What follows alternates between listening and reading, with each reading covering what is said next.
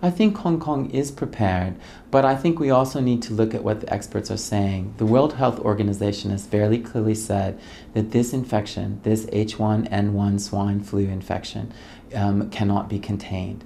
Therefore, there's a very high likelihood that it will come to Hong Kong, that it may spread worldwide, and if that's the case, then we will need to address it as it happens. But in terms of preventive measures, in terms of public health policy, in terms of preparedness for something like this, Hong Kong is definitely prepared. Highly urbanized environments that are very crowded are ideal for spreading things like influenza. And so Hong Kong is at risk for several reasons.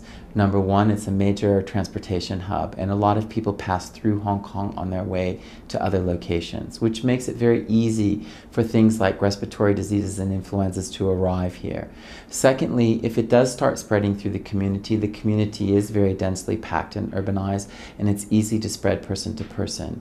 So that's why preventive measures, understanding the disease and taking a cautionary approach is so critical. It is spreading between people, not just between animals to people, but it's spreading between people quite efficiently. However, it's not yet reached a global widespread scale in terms of human-to-human spread.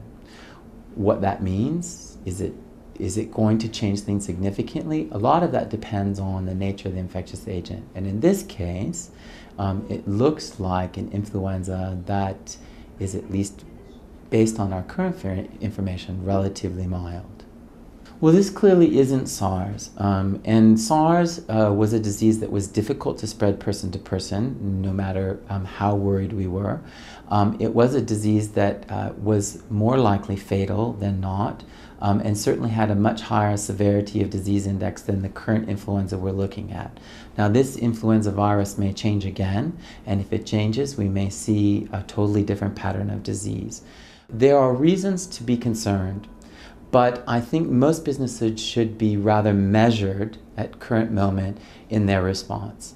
So in that respect, the most important thing is educating their employees about the nature of the threat, which is swine flu, ways to protect themselves, putting in policies that will protect the workplace from sick individuals, considering their travelers, if they have travelers, and what they may do in terms of allowing or restricting non-essential travelers to high-risk or travel to high-risk locations, and then thinking about what they will do next. Certainly a level of vigilance about what the public health authorities are saying is extremely important at this time as well. At the root of all this is a flu virus. We face flu virus and respiratory viruses every year. In Hong Kong, we have 2 flu virus seasons, a spring and a fall. And so the reality is, for the average individual, given the fact that this virus is not currently killing 6 out of 10 people like the avian flu virus is expected to do, it's all about common sense, and it's all about not panicking. So what they really need to look to is the common things that we do to avoid getting sick during flu and cold season normally.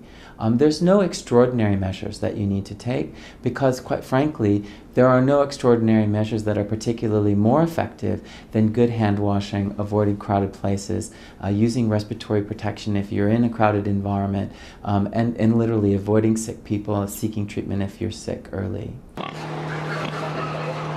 There's no risk from eating cooked pork whatsoever. There may be a small risk to handling raw or uncooked pork if it comes from an infected pig, but infected pigs are easy to identify and readily removed from the food source. The people who are at risk from the sort of swine population are really those people who are farmers or producers that deal with them on a daily basis in a very close environment. As a consumer, having concern about pork products is really misplaced. Well, from a public health and a public planning perspective, Hong Kong does an excellent job and has an excellent program in place. They've been very active throughout this particular situation, and I feel very confident that they really are on the cutting edge of doing what can be done from a public health perspective. We're not dealing with an infectious agent that's spreading within Hong Kong, so we need to keep in mind that this is probably the time to prepare, to understand the disease, and to be ready to act, but not necessarily the time to act aggressively.